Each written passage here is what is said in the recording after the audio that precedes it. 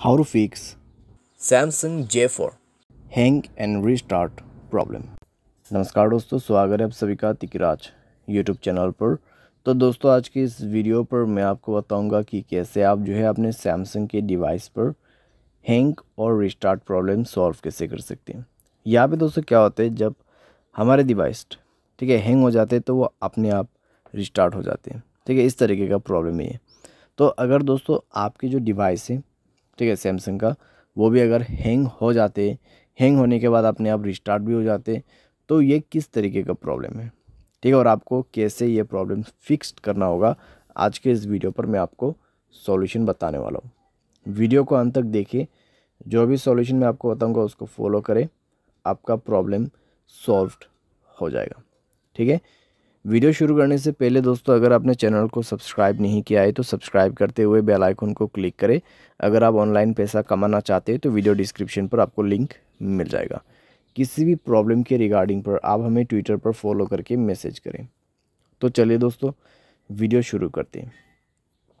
तो यहाँ पे दोस्तों जो हैंग एंड रिस्टार्ट प्रॉब्लम है ठीक है, तो उसको फिक्स करने के लिए आपको सबसे पहले तो स्टोरेज में से क्लीन अप करना होगा। स्टोरेज को क्लीन कीजिए और मोबाइल पे कई सारे एप्लीकेशंस है तो उसको डिलीट कीजिए। ठीक है, बहुत बड़ा एप्लीकेशंस आप यूज़ करते हैं तो उसका डेटा को क्लियर करके यूज़ कीजिए, इससे आपका जो रैम है वो खाली होगा। ठीक है, और कोई भी दोस्तों एप्लीकेशन जो कि बैड एप्लीकेशंस होगा उनको भी डिलीट कर दीजिएगा।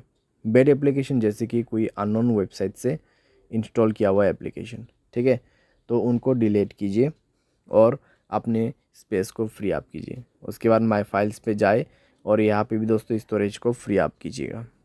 ठीक है, जब स्टोरेज आपका 40 to 30% एम्प्टी हो जाएगा तब आप अपने मोबाइल सॉफ्टवेयर को अपडेट करेंगे। ठीक है, मोबाइल सॉफ्टवेयर को अपडेट करेंगे। मोबाइल सॉफ्टवेयर अपडेट होने के साथ ही साथ आपका प्रॉब्लम सॉल्व हो जाएगा। ठीक है, तो हैंग और रिस्टार्ट का जो इशू है आप इसी तरीके से फिक्स कर सकते हैं। तो ये सॉल्यूशन को आप फॉलो करके देखिए, प्रॉब्लम सॉल्व हो जाना चाहिए। अगर सॉल्व हो जाता है तो अच्छी बात है, अगर इसके बाद भी प्रॉब्लम आते हैं तो आपको जाना है general management, reset and then factory data reset. ठीक है, फैक्ट्री डेटा रीसेट पे जाके आपको डायरेक्टली मोबाइल रीसेट कर देना है। जैसे रीसेट करोगे आपका प्रॉब्लम सॉल्व हो जाएगा। तो इस तरीके से दोस्तों आप अपने हैंग एंड रिस्टार्ट प्रॉब्लम को फिक्स कर सकते हैं। तो जितना भी मैंने आपको सॉल्यूशन बताया दोस्तों, उसी को फॉलो कीजिएगा तो आपका प्रॉब्लम सॉल्व हो जाएगा। आपको कोई भी दिक्कतें बाद में नहीं होगा।